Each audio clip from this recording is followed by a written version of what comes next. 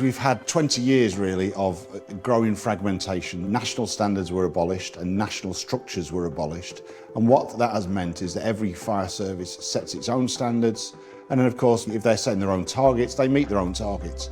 And what we've seen as a result is a race to the bottom. National standards creates, in my eyes, a minimum standard, if you will, of that has to be the bare minimum that every member of the public should expect it to be delivered to them in terms of fire safety.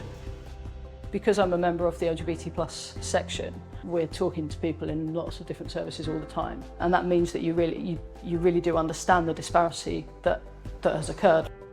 Some of the changes that have happened put firefighters definitely in more risk, especially with the flooding and the moorland fires and stuff. And so a Labour Home Office will develop a new national framework on standards to set up a new national structure to be able to set those standards.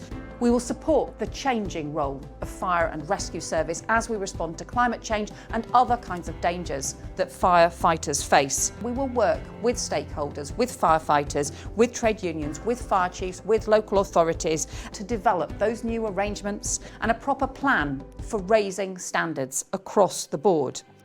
And obviously our job after a general election is to hold incoming ministers to account and to say, you now need to deliver on these pledges.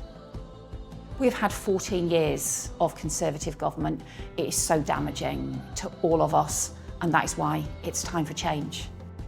We want a professional fire service with professional standards that people can understand. If we're going to do that, we need a proper discussion about the long-term plans for the service and long-term investment into it.